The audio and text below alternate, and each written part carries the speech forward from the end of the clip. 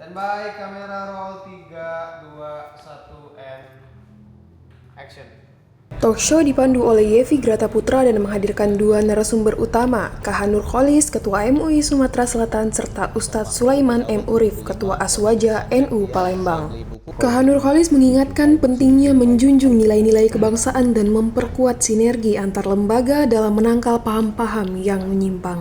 Jika ada informasi itu valid, maka Komisi Pengkajian segera melakukan tindakan.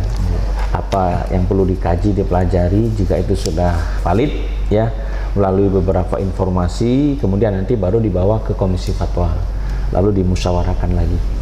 Artinya nanti baru antara dari Komisi Pengkajian dan Komisi Fatwa, jika itu terkait dengan masalah hukum, nanti Komisi Perundang-undangan kami akan berkumpul 3 komisi, baru nanti bisa mengerucutkan bagaimana keberadaan paham yang ditemukan itu. Sementara Ustadz Sulaiman menegaskan paham radikal hanya bisa dihentikan melalui pembinaan dan interaksi langsung.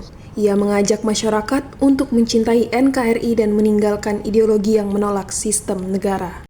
Semenjak dibubarkannya, sebenarnya pemerintah lebih sulit untuk mendeteksi apa ini gerakan HTI dan sebagainya. Tapi ketika kita ikut pengajian suatu kajian organisasi atau diskusi, kalau di ujung dalam sejarah dalam acara itu dia bicara tidak bisa selesai masalah bangsa ini kecuali dengan khilafah syariah, dan itu Hizbut Tahrir itu.